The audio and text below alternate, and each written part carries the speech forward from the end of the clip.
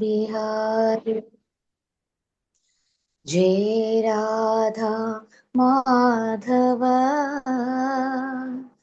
जय कुंज बिहारी जय गोपी जनवल्लभ जय गिरिवरधारी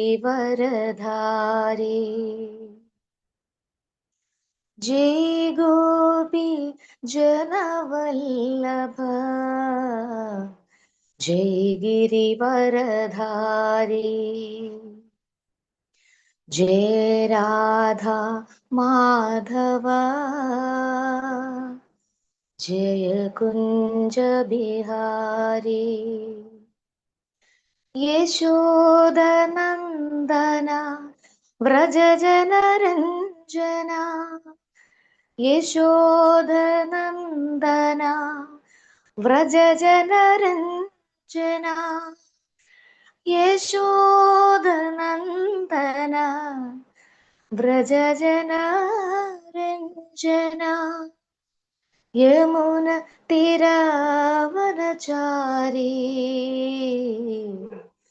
जय कुंज बिहारी जय राधा माधव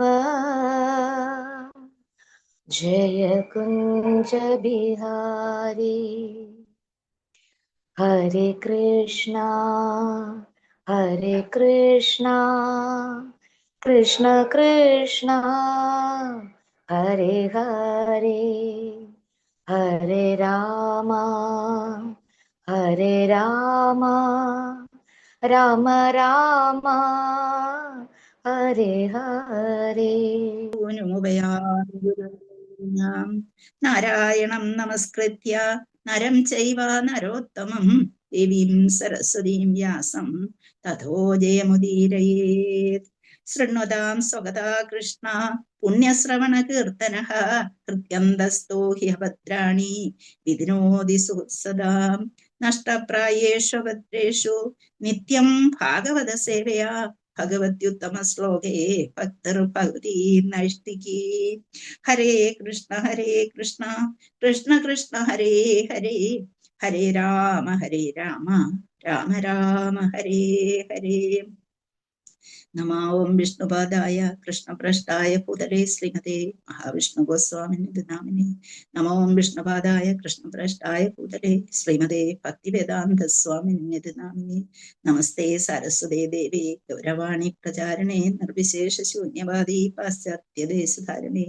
ജയ ശ്രീകൃഷ്ണ ചൈതന്യ പ്രഭു നിത്യാനന്ദ ശ്രീ അദ്വൈത ഗദാധര ശ്രീവാസാദി ഗൗരഭക്തവൃന്ദ. ഹരേ കൃഷ്ണ കൃഷ്ണ കൃഷ്ണ ഹരേ ഹരേ ഹരേ രാമ രാമ രാമ ഹരേ ഹരേ. ഹരേ കൃഷ്ണ. എല്ലാവർക്കും ഒരു ഭാഗവതം ക്ലാസ്സിലേക്ക് കൂടി സ്വാഗതം. അതുപോലെ എല്ലാവർക്കും എൻ്റെ വിനീതമായ നമസ്കാരം. ഹരേ കൃഷ്ണ. ഹരേ കൃഷ്ണ.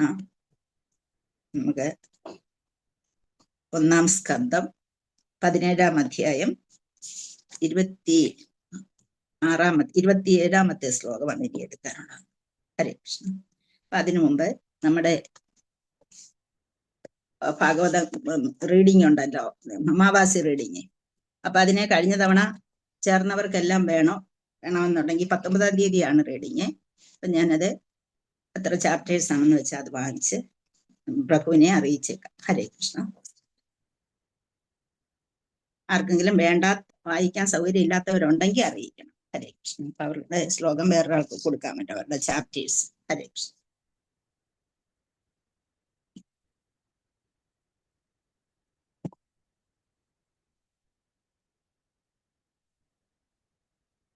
നമ്മളിപ്പോ എന്താണ് പഠിച്ചുകൊണ്ടിരുന്നത്?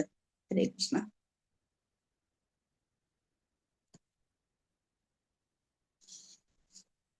ആർക്കെങ്കിലും വല്ല ഓർമ്മയുണ്ടോ?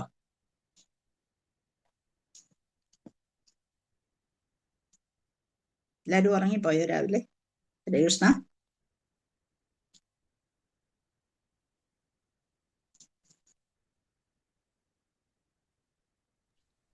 ഹരേ കൃഷ്ണ. മാതാജി കഴിഞ്ഞ ക്ലാസ്സിൽ മാതാജി കലിയെ സൃഷ്ടിച്ച കാര്യങ്ങളും നവവിധ ഭക്തി രൂപഗോസ്വാമി പറഞ്ഞ നവവിധ ഭക്തിയെക്കുറിച്ചും ഭൗതികതയിൽ കുടുങ്ങിയ ഭഗവത് ഭക്തിയിൽ മുന്നോട്ട് വരേണ്ടതിനെ പറ്റിയും പരമാത്മാവ് നമ്മളുടെ ഉള്ളിൽ എങ്ങനെ ഏത് ഭാവത്തിൽ കുടികൊള്ളുന്നു എന്നതിനെ പറ്റിയും എല്ലാ ഐശ്വര്യങ്ങളും നിറഞ്ഞു നിൽക്കുന്ന സച്ചിദാനന്ദ രൂപത്തിനെ പറ്റിയും ഒക്കെ പറഞ്ഞിരുന്നു മാതാജി. ഹരേ കൃഷ്ണ. ഹരേ കൃഷ്ണ. നമ്മള് ശ്ലോകം 26 എന്താണ് പറഞ്ഞിരുന്നത് പറയാം.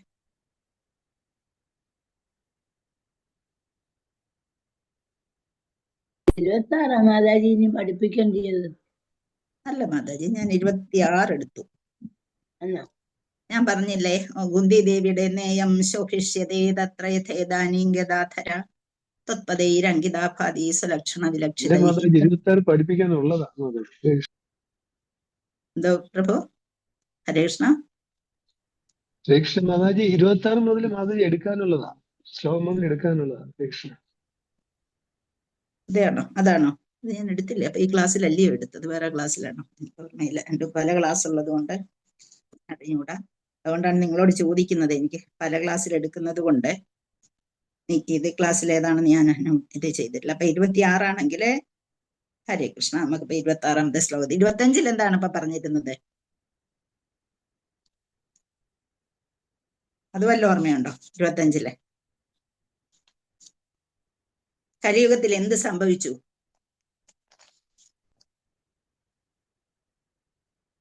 കലിയുഗത്തിന് ആകപ്പാടെ ഉണ്ടായിരുന്ന ഒരു കാലം എന്തുവായിരുന്നു?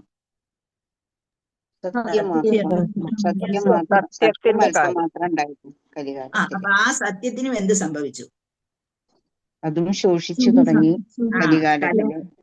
പ്രബലമായ സത്യം പ്രബലമായില്ല. അത് കുറഞ്ഞു വന്നുകൊണ്ടേ ഇരുന്നു. അപ്പം അത് ആ ഒറ്റ ഒരു കാലിൽ നിൽക്കുകയാണ്, അതും വീടാറായി നിൽക്കുന്നു എന്നാണ് നമ്മളവിടെ കണ്ടത്.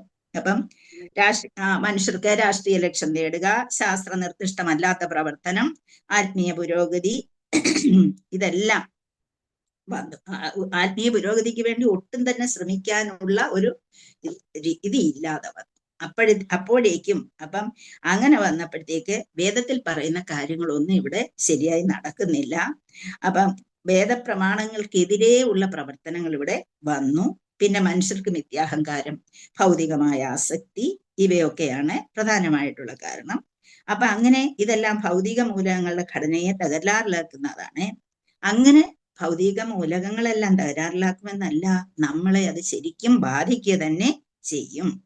അങ്ങനെ വൈദികമായ ആജ്ഞ കൂടാതെ മനുഷ്യൻ ചെയ്യുന്ന പ്രവർത്തനങ്ങളൊക്കെ തന്നെയും നമ്മുടെ ജീവിത രീതിയെ തകരാറിലാക്കും എന്നാണ് ഇവിടെ പറഞ്ഞിരിക്കുന്നത്. അപ്പൊ നമ്മള് 16:23 പറഞ്ഞിട്ടുണ്ട്. ഏത് ഭഗവത്ഗീതയില് എന്താ പറഞ്ഞിരിക്കുന്നതെന്ന് ചോദിച്ചാല്, യശാസ്ത്രവിധി മുത്സൃജ്യ വർത്തന്തേ കാമകാരതഃ നസസിദ്ധിമവാപ്നോതി. ആർക്കും അത് ഫില്ലപ്പ് ചെയ്യാം?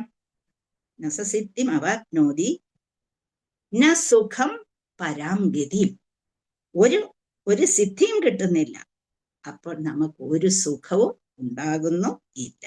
അപ്പം ശാസ്ത്രവിധി മുത്സൃജ്യ, നമ്മളെപ്പോഴും ശാസ്ത്രവിധിക്ക് അനുസരിച്ചായിരിക്കണം നമ്മുടെ പ്രവർത്തനങ്ങൾ.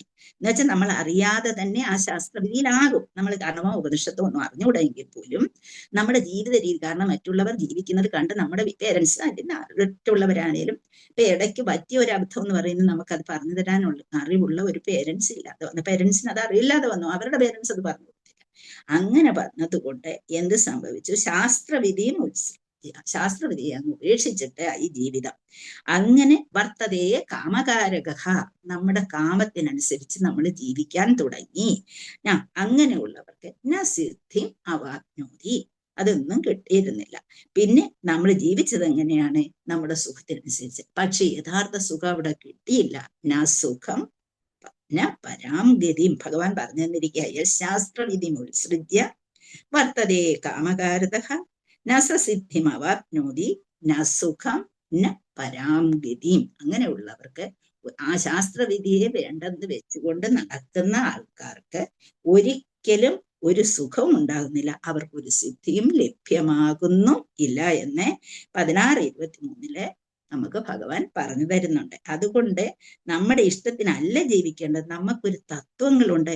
ആ തത്വം അനുസരിച്ച് വേണം നമ്മൾ അത് ജീവിക്കാതെ അത് ഇല്ലാതെ വരുമ്പോഴാണ് നമുക്ക് പ്രശ്നങ്ങൾ ഉടലെടുക്കുന്നത്. ധർമാനുശാസനത്തെ കുറിച്ചും അതുപോലെ നമുക്ക് വേദങ്ങൾ പഠിക്കണം എന്നുള്ള ഒരു വൈരാഗ്യം നമ്മളിൽ ഉണ്ടാക്കണം. വേദമെന്ന് പറയുന്ന അറിവ് എന്നുള്ള അർത്ഥമാണ് ഞാനോട് ഉദ്ദേശിച്ച അറിവ് നേടണം എന്നുള്ളത്. അല്ലാതെ വേദം പഠിക്കുക എളുപ്പമുള്ള ഒരു കാര്യമല്ല. വേദം യജുർവേദം ഇപ്പൊ എല്ലാവരും ഇപ്പം കേട്ട് ഇവിടെ തിരുവനന്തപുരത്തുള്ളവർക്കൊക്കെ ഇപ്പൊ കേട്ടിട്ടുണ്ടാവും. അത് പറയുന്നതിൽ എന്നും മനസ്സിലാകുകയില്ലെന്ന് മനസ്സിലാകും. കാരണം ഇപ്പൊ നടന്നുകൊണ്ടിരിക്കുകയാണല്ലോ, വേദപാരായണം ഇവിടെ നടന്നുകൊണ്ടിരിക്കുകയാണ്.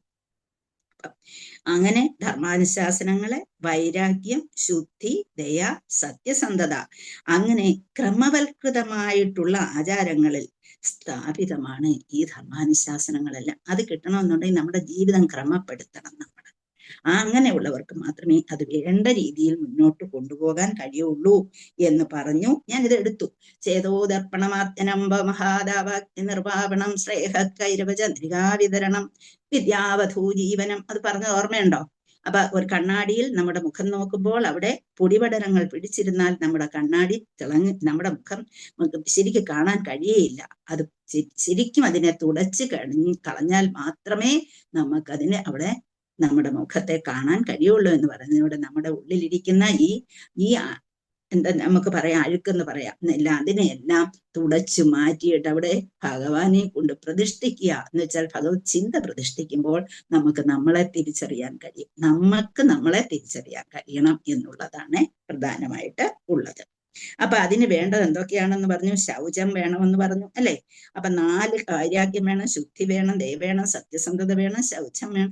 ഇങ്ങനെ പലതും അതിന് ആവശ്യമാണ് എന്നും നമ്മൾ പഠിച്ചു. അപ്പൊ അവിടെ നിന്ന് പ്രത്യേകമായി നമ്മൾ അവിടെ നിന്ന് മാറ്റിയെടുക്കേണ്ടത് എന്തൊക്കെയാണ്? യഥാർത്ഥത്തിൽ ഭഗവാനെ പ്രകീർത്തിക്കണം. കലിയുഗത്തിൽ കാണുന്ന അസംതൃപ്തി കുറയണമെന്നുണ്ടെങ്കിൽ എന്താണ്? മനുഷ്യനുള്ള ഒരു 4 നിയമങ്ങൾ. ആ നിയമങ്ങൾ നമ്മൾ എപ്പോഴും പറയുന്നതാണ്, എപ്പോഴും പഠിക്കുന്നതാണ് അല്ലെ? ആ 4 നിയമങ്ങൾ നമ്മൾ പാലിക്കണം. പിന്നെ സ്ത്രീകളോടുള്ള അഭിനിവേശം പുരുഷന്മാർക്ക് കുറയ്ക്കുക, സ്ത്രീകൾക്ക് പുരുഷന്മാരോടുള്ള അഭിനിവേശം കുറയ്ക്കുക. പിന്നെ മദ്യാസക്തിയിൽ നിന്ന് പിന്മാറുക. അങ്ങനെ അസംതൃപ്തി മാറ്റി ഇങ്ങനെയുള്ള കാര്യങ്ങളൊക്കെ മാറ്റുമ്പോൾ നമുക്ക് കുറച്ചൊക്കെ മനുഷ്യ ജീവിതം ശുദ്ധി ഉള്ളതായി മാറുകയും അങ്ങനെ ഭഗവത് രഹിത സംസ്കാരത്തിന് ഒരു ശുദ്ധി ഉണ്ടാകുകയില്ല. അപ്പൊ ഭഗവാനെ തന്നെ മുറുകെ പിടിച്ചുകൊണ്ട് ഈ വക കാര്യങ്ങളെയൊക്കെ കുറച്ചുകൊണ്ട് എന്ത് ചെയ്യണം? നമ്മള് മുന്നോട്ട് പോകണം എന്നിവിടെ പറഞ്ഞിട്ടുണ്ട്. ഭഗവാനെ പ്രകീർത്തിക്കണം. അതാണ് ഏറ്റവും പ്രധാനമായിട്ടുള്ള കാര്യം. ഹരേ കൃഷ്ണ. നമ്മള് ഇനി അടുത്തത് 26ാമത്തെ ശ്ലോകത്തിലേക്ക് പോകാം.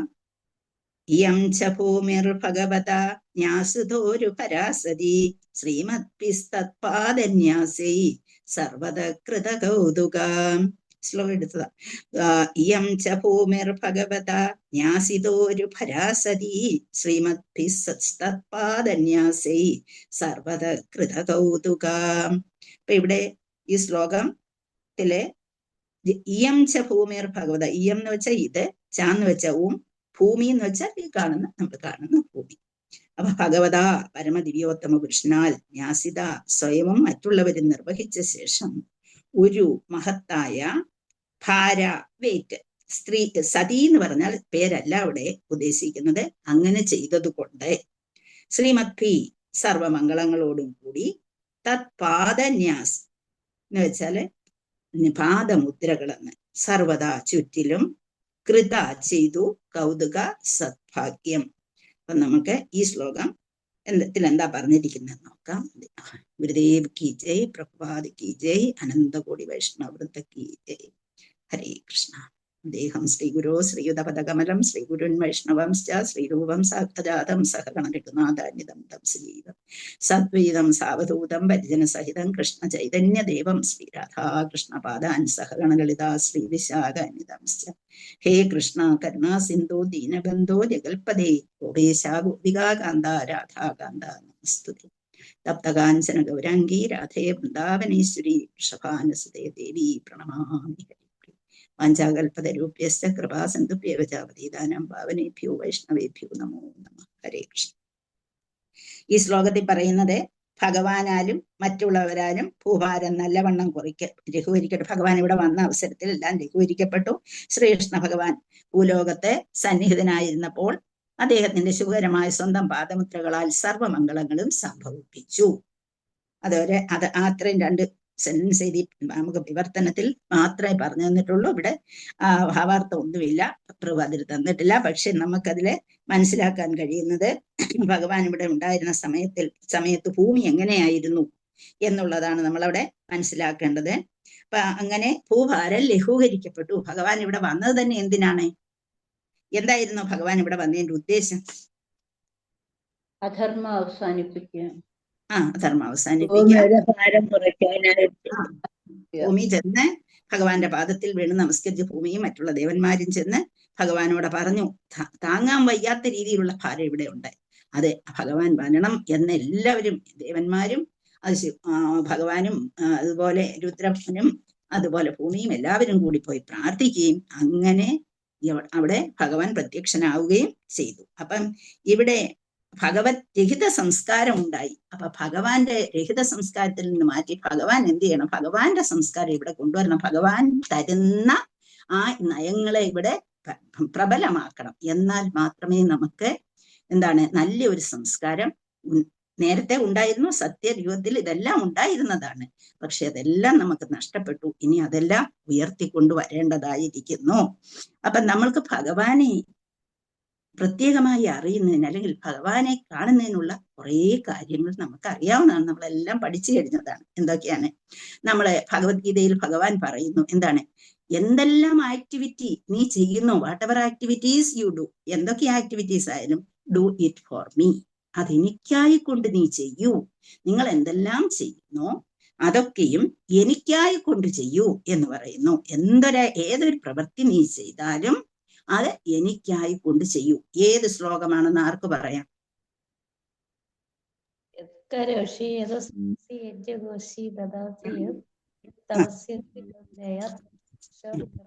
തത്കുരുഷ്വമദർപ്പണം. Very good, thank you Mataji. Hare Krishna. Whatever activity you are doing, do it for me. എനിക്ക് എന്തെല്ലാം നീ ചെയ്താലും ശരി അതെല്ലാം എനിക്കായി കൊണ്ട് ചെയ്യൂ. യത്കരോഷി യദസ്നാസി യജ്ഞുഹോഷി ദദാസി യത് തപസ്യസി കൗന്ദേയ തത്കുരുഷ്വ മദർപ്പണം. പിന്നെ ഭഗവാൻ പറയുന്നു എന്നെ തന്നെ നിന്റെ ഗോളായിട്ട് നീ എടുക്കൂ, എന്നെ ലക്ഷ്യമാക്കി നീ മുന്നോട്ട് പോകൂ എന്നാണ്. Consider Krishna to be the goal of our life. നിങ്ങളുടെ ജീവിതത്തിന്റെ ഗോളായിട്ട് എന്നെ തന്നെ നീ എടുക്കൂ. അതെങ്ങനെയായിരിക്കണം? അതെന്നെ സന്തുഷ്ടനാക്കുന്ന രീതിയിൽ ആയിരിക്കണം നിങ്ങളുടെ ഗോള്. അപ്പൊ അതവിടെ പറഞ്ഞു തന്നിരിക്കുന്നു. പ്രത്യേകിച്ച് വളരെ സ്ട്രിക്റ്റ് ആയിട്ടാണ് പറഞ്ഞു തന്നിരിക്കുന്നതില്ല. നിങ്ങളുടെ ലക്ഷ്യം എന്തായിരിക്കണം? സർവധർമാൻ പരിത്യജ്യ, എല്ലാത്തിനെയും ഉപേക്ഷിച്ചിട്ട്. അത് പറയൂ. ആ ശ്ലോകം ആർക്ക് പറയാം? ഹരേ കൃഷ്ണ. ഹരേ കൃഷ്ണ.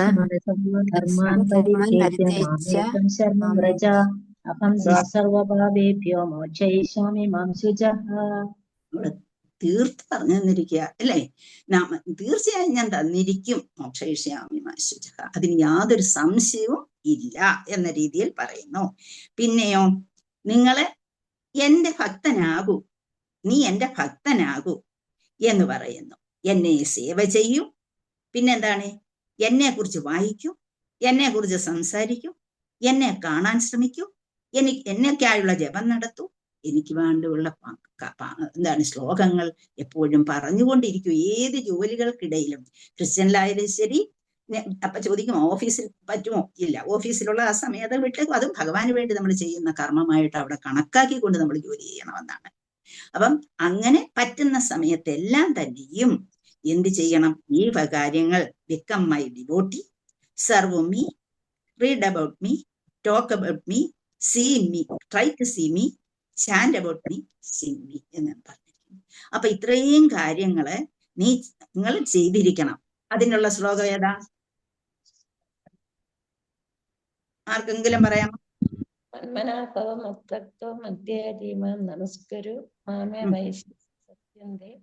വൈശ്യസി സത്യന്തേ പ്രതിജാനേ പ്രിയോസിനി മന്മനാ ഭവമത്ഭക്തോ മത്യാദീമന്നം കുരു മമേവൈഷസ് സത്യന്തേ പ്രതിജാനേ പ്രിയോസിമേ.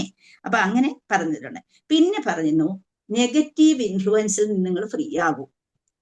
Free from negative influence in this world. ഈ ലോകത്തിൽ ഒരുപാട് നെഗറ്റീവ് ഇൻഫ്ലുവൻസ്, എവിടോട്ട് നോക്കിയാലും നെഗറ്റീവ് ഇൻഫ്ലുവൻസസേ ഉള്ളൂ എന്ന് നമുക്ക് അറിയാം. അപ്പൊ അങ്ങനെയുള്ള ആ ഇൻഫ്ലുവൻസിൽ നിന്നെല്ലാം നിങ്ങൾ മുന്നോട്ട് വരൂ, പിന്നോട്ട് പോകൂ, നിങ്ങൾ എന്നിലേക്ക് മുന്നോട്ട് വരൂ എന്നാണ് പറയുന്നത്. മയാസക്ത മനഃപാർത്ത, കേട്ടിട്ടുണ്ടോ അത് ആ ശ്ലോകം? ആ ശ്ലോകത്തിൽ അത് പറഞ്ഞു തരുന്നുണ്ട്. യഥാർത്ഥത്തിൽ അത് അങ്ങനെയല്ല പറയുന്നത്, എങ്കിലും ആ ശ്ലോകം വഴി നമുക്ക് കുറച്ചതിനെ കുറിച്ചുള്ള കാര്യങ്ങൾ പർപ്പോട്ടിൽ നമുക്ക് പറഞ്ഞു തന്നിട്ടുണ്ട്. മയാസക്ത മനഃപാർത്ത യോഗം യുജ്ജൻ മതാശ്രയ, അല്ലെ? ആ ശ്ലോകത്തിലും കുറച്ച് കാര്യങ്ങൾ അവിടെ ഭഗവാൻ പറഞ്ഞു തരുന്നുണ്ട്. നെഗറ്റീവ് ഇൻഫ്ലുവൻസസ് വിട്ടിട്ട് എന്നിലേക്ക് വരൂ. പിന്നെ പിന്നെ അടുത്തത് ഭഗവാനായിട്ട് പറയുന്നത്, ഭഗവത്ഗീതയിൽ ഒരുപാട് ശ്ലോകങ്ങളിലും ഉണ്ട്, പക്ഷെ അത് വ്യക്തമായിട്ട് തരുന്നില്ല എങ്കിൽ പോലും എല്ലാ ശ്ലോകങ്ങളിലും കൂടി ഭഗവാൻ അർത്ഥമാക്കുന്നത് ഒന്നുണ്ട്. എന്താണ്? നിങ്ങളുടെ കോൺഷ്യസ്നെസ്സിനെ ഡൗൺ ആക്കുന്നതൊന്നും നിങ്ങൾ ചെയ്യാതിരിക്കൂ. എന്തൊക്കെയാണ്? Don't associate with things that brings your consciousness down. നിങ്ങളുടെ കോൺഷ്യസ്നെസ്സിനെ, നിങ്ങളുടെ അവബോധത്തെ താഴേക്ക് കൊണ്ടുപോകുന്ന രീതിയിൽ നിങ്ങൾ ഒന്നും ചെയ്യാതെ ഇരിക്കുക എന്നുള്ളത്. അത് ഒരു ശ്ലോകമായിട്ട് നമുക്ക് എടുത്തു പറയാൻ പറ്റില്ല. എല്ലാ ശ്ലോകങ്ങളുടെയും അന്തരംഗത്തിൽ എന്ന് വെച്ചാൽ ശ്ലോകങ്ങളുടെ ഉള്ളിൽ ഇരിക്കുന്ന, എന്ന് വെച്ചാൽ വരികൾക്കിടയിൽ വായിക്കുക എന്ന് പറയത്തില്ലേ നമ്മള്, അതുപോലെ അതിന്റെ എല്ലാം ഇടയിൽ അതാണ് ഉള്ളത്. പിന്നെ ഏറ്റവും പ്രധാനമായിട്ടുള്ളത്, ശ്ലോകം വേണമെന്നില്ല, ഭഗവാൻ ഫ്രീ ഫ്രം ജലസി, ജലസിയിൽ നിന്ന് അസൂയ ഇല്ലാതിരിക്കുക, എൻവി ഇല്ലാതിരിക്കുക. അത് എല്ലാ ജീവജാലങ്ങളോടും, ഒരു ജീവജാലങ്ങളോട് അല്ല, വേറെ ഒരു ജീവജാലങ്ങളോട് പോലും നിങ്ങൾക്ക് ജലസിയും എൻവിയും ഇല്ലാതെ ഇരിക്കുക. അസൂയ എന്നൊരു ഭാവമേ, അസൂയയും വൈരാഗ്യവും അവിടെ വരാതെ ഇരിക്കുക എന്നുള്ളതാണ്. അപ്പൊ അങ്ങനെ ഇത്രയും കാര്യങ്ങൾ നിങ്ങൾ ചെയ്തു കഴിഞ്ഞാൽ നിങ്ങൾക്ക് എന്ത് ചെയ്യാൻ കഴിയും? അപ്പം ഈ ഉണ്ടാകുന്ന പ്രശ്നങ്ങളിൽ നിന്ന് ഭഗവാനെ ലേക്ക് എത്താൻ നിങ്ങൾക്കുള്ള ചവിട്ടുപടികളായിട്ടാണ് ഇത്രയും തന്നിരിക്കുന്നത്. അപ്പൊ ഭഗവാൻ പറഞ്ഞിട്ടുണ്ട്, എന്തൊക്കെ പറഞ്ഞിട്ടുണ്ട്? മന്യേ ധനാഭി ജനരൂപ തപസ്രുത പ്രഭാവ ബല പൗരുഷ ബുദ്ധിയോഗ, അല്ലെ? അങ്ങനെ അത്രയും കാര്യങ്ങൾ, ഇത്രയും കാര്യങ്ങൾ കൊണ്ട് ഒന്നും എന്നെ നേടാൻ കഴിയുകയില്ല. എന്തൊക്കെയാണ്? മന്യേ ധന അഭി, രൂപം കൊണ്ടോ തപം കൊണ്ടോ ശ്രുതം കൊണ്ടോ ഓജസ് കൊണ്ടോ പണം കൊണ്ടോ, മന്യേ ധന, ആ ധനം കൊണ്ടോ അല്ലെങ്കിൽ പ്രഭാവം കൊണ്ടോ ഒന്നും എന്നെ നിങ്ങൾക്ക് കിട്ടത്തില്ല. എന്നെ കിട്ടണമെന്നുണ്ടെങ്കിൽ എന്ത് വേണം? ശുദ്ധ ഭക്തിയും ഈ പറഞ്ഞ കാര്യങ്ങളൊക്കെയും ഉള്ളവർക്ക് മാത്രമേ എന്നെ നേടാൻ കഴിയുള്ളൂ. അങ്ങനെ ഇവിടെ നമ്മൾ കാണുന്നത്, ഭഗവാൻ ഇവിടെ ഉണ്ടായിരുന്നു, ഭൂമിക്ക് വേണ്ടി, ഭൂമിയെ രക്ഷിക്കുന്നതിന് വേണ്ടി ഭഗവാൻ ഉണ്ടായിരുന്നു. അത് കഴിഞ്ഞ് ഭഗവാൻ പോയി കഴിയുമ്പോൾ എല്ലാം നഷ്ടമാകും എന്നാര് വിലപിക്കുന്നുണ്ട്? ഭഗവാനെ അങ്ങ് പോയി കഴിഞ്ഞാൽ ഇതെല്ലാം നഷ്ടമായി. ഇവിടെ എല്ലാം ഉണ്ടായിരുന്നു, പക്ഷെ ഇത് എവിടെ ആര് വിലപിക്കുന്നതായി നമുക്കറിയാം? കുന്തിദേവി. ശ്ലോകം ഞാൻ കഴിഞ്ഞ ദിവസം പറഞ്ഞതാ. ഏത് ശ്ലോകമാ? നേയം ശോഭിഷ്യതേ തത്ര യഥേദാനീം ഗദാധരാ ത്വൽപദൈരംഗിതാ ഭാതി സ്വലക്ഷണ വിലക്ഷിതൈഃ.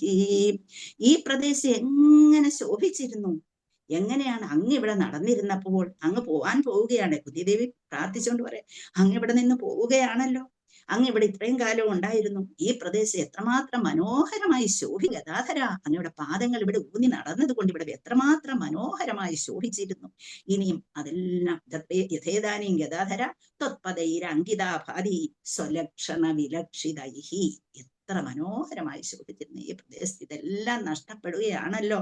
എന്തൊക്കെയാണ് ഭഗവാന്റെ പാദത്തിലുള്ള കൊടിക്കൂറകളുണ്ട്, താമരയുടെ പുഷ്പമുണ്ട്, സുദർശന ചക്രമുണ്ട്, പിന്നെന്തൊക്കെയാണ്, ആനക്കോലുണ്ട്, തോട്ടിയുണ്ട്, അതുപോലെ കുടയുണ്ട്, ഭൂമിയിലെ എല്ലാം 20 കാര്യങ്ങൾ ഭഗവാന്റെ പാദത്തിൽ ഉണ്ട്. അതെല്ലാം അദ്ദേഹം നടക്കുമ്പോൾ ആ മണ്ണിലേക്ക്, അക്രൂരൻ അവിടെ ചെന്നപ്പോ ഇതെല്ലാം കണ്ടുകൊണ്ടാണ് മോഹിച്ചങ്ങ് അക്രൂരൻ ഭഗവാനെ കൊണ്ടുവരാൻ പോകുന്ന അവസരത്തില് മണ്ണിൽ പതിഞ്ഞിരിക്കുന്ന ഈ അടയാളങ്ങളൊക്കെ കണ്ടിട്ടാണ് അദ്ദേഹം തലകറങ്ങി വീഴുന്നത്. അപ്പൊ അങ്ങനെ ഇതെല്ലാം ശോഭിച്ചിരുന്ന ഈ പ്രദേശത്ത് നിന്ന് അങ്ങ് പോയാൽ ഇതൊന്നും ഉണ്ടായില്ലല്ലോ എന്നാണ് പറയുന്നത്. അതുപോലെ തന്നെ ബുദ്ധിദേവി വേറൊന്നുകൂടെ പറഞ്ഞു. എന്താണ്? ഇമേ ജനപദാ സ്പൃത്വാ സുഭക്കൗഷധി വീരതഃ വനാദ്നത്യുതന്വന്തോ ഹിതന്തേതവ വീക്ഷിതൈഹി. ഈ ജനപദങ്ങൾ, ഈ സ്ഥലങ്ങൾ, ഇവിടെ എന്തുണ്ടായിരുന്നു? സുഭക്കൗഷധി വീരതഃ, നല്ല സുന്ദരമായ ഔഷധ സസ്യങ്ങൾ കൊണ്ടും വേറെ സസ്യങ്ങൾ കൊണ്ടും മരങ്ങൾ കൊണ്ടും നിറഞ്ഞു നിന്നിരുന്നു. ഇതെല്ലാം എന്ത് ചെയ്യാൻ പോവുകയാണ്? അങ്ങ് പോകുമ്പോഴേക്ക് നഷ്ടമാകുകയാണല്ലോ എന്ന് പറഞ്ഞ് കുന്തിദേവി പ്രാർത്ഥിക്കുന്നതായിട്ട് കാണാം. അങ്ങനെ ഞങ്ങളെ വിട്ടുപോവുകയാണോ? രാജാക്കന്മാരെല്ലാം ഞങ്ങളോട് പണക്കത്തിരിക്കുന്ന സമയത്ത് അങ്ങ് വിട്ടുപോവുകയാണോ? അക്കൂട്ടത്തിൽ ഭൂമിക്കുണ്ടാകുന്ന മാറ്റങ്ങളെ കുറിച്ച് ഇവിടെ പറയുകയാണ് ചെയ്തത് ആ ശ്ലോകത്തിൽ. അപ്പം ഭഗവാൻ ഇവിടെ ഉണ്ടായിരുന്നപ്പോൾ അവിടെ ഉണ്ടായിരുന്ന പാദമുദ്രകളെ കുറിച്ച് മാത്രമാണ് ശ്ലോകം പറയുന്നത്. നമുക്ക് അടുത്തതിലേക്ക് പോകാം. 27ാമത്തെ ശ്ലോകം. ശോചത്യശ്രുകലാ സാധ്വി ദുർഭഗേവോജ്ജിഹിതാ സതി അബ്രഹ്മ്യാ നൃപവ്യാജ ശൂദ്രാഭോക്ഷന്തി മാമിതി. ശോചത്യശ്രുകലാ സാധ്വി ദുർഭഗേവോജ്ജിഹിതാ സതി അബ്രഹ്മണ്യാ നിർവവ്യാജ ശൂദ്രാ ഭോക്ഷന്തി മാമിതി. ശോചത്യ അശ്രുകലാ സാധ്വി. ശോചത്യ കരയുന്നു, ശോചിക്കുന്നു, ദുഃഖിക്കുന്നു, കരയുന്നു.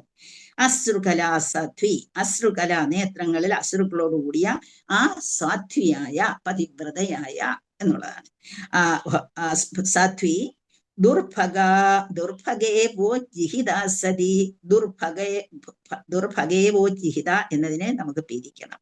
ദുർഭഗ എന്ന് പറഞ്ഞാൽ ഭാഗ്യം കെട്ടവളെ പോലെ ദുർഭഗ. ദുർഭഗേവോ എന്ന് പറയുമ്പോൾ അതിനെ പിരിക്കുമ്പോഴേ ദുർഭഗ പ്ലസ് ഇവ പ്ലസ് ഉജ്ജിഹിത എന്നാണ് അതിനെ എഴുതി വെച്ച് അറിയാൻ വയ്യാത്തൊരു എഴുതിയെടുത്താണ്. ദുർഭഗ പ്ലസ് ദുർഭഗ ഇവ ഉജ്ജിഹിത. ഉജ്ജിഹിത അത് കണ്ടാ തോന്നില്ല, പക്ഷെ അങ്ങനെയാണ് അത് പിരിക്കേണ്ടത്. ദുർഭഗ നിർഭാഗ്യവതി എന്നതുപോലെ, ഇവ എന്ന് വെച്ചാൽ പോലെ എന്നുള്ളതാണ്. ഒരു നിർഭാഗ്യവതി എന്നതുപോലെ അതേപോലെ ഉജ്ജിഹിത. ഉജ്ജിഹിത എന്ന് വെച്ചാൽ ആരും ആശ്രയമില്ലാത്തവളായിട്ട്. സതി, സതി എന്ന് വെച്ചാൽ ഇവിടെ ഇവിടെ യഥാർത്ഥത്തിൽ ആ രീതിയിൽ പ്രവർത്തിച്ചു എന്നുള്ള അർത്ഥമാണ് ഇവിടെ വരുന്നത്. ദുർഭഗേപോ ജിഹിത സതി, നിർഭാഗ്യവതിയെ പോലെ അവൾ പ്രവർത്തിച്ചു. അബ്രഹ്മണ്യ നൃപവ്യാജ. അബ്രഹ്മണ്യ ബ്രാഹ്മണീയ സംസ്കാര ശൂന്യമായ, ബ്രാഹ്മണീയത്വം ഇല്ലാത്തത്. ചേർക്കുമ്പോ ഓപ്പോസിറ്റ് മീനിങ് വരുമെന്ന് എല്ലാവർക്കും അറിയാം. ബ്രാഹ്മണീയ സംസ്കാരത്തെ ശൂന്യമാക്കിയത്. അബ്രഹ്മണ്യ നിർവവ്യാജ. നിർവവ്യാജ രാജാധികാരത്തോടുകൂടി എന്താണ്? ഒരു ഭരണാധികാരിയായി നടിക്കുന്നു. അപ്പം ഭരണാധികാരിയായിട്ട് നടിക്കുന്നു. ശൂദ്രൻ ശൂദ്ര ഭോക്ഷന്തി മാമിതി. ശൂദ്രനെ ഭോക്ഷന്തി എന്ന് പറഞ്ഞാൽ സന്തോഷിക്കുക. മാം ഇതി, മാം എന്ന് വെച്ചാൽ എന്നെ, ഇതി എന്ന് വെച്ചാൽ അതേ രീതിയിൽ.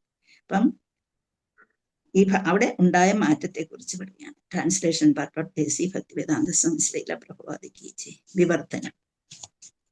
വിവർത്തനവും ഭാവാർത്ഥവും ഒന്ന് വായിക്കൂ. ആരാണ് വായിക്കുക? ഹരേ കൃഷ്ണ. പുസ്തകമുള്ള ആരാണ്?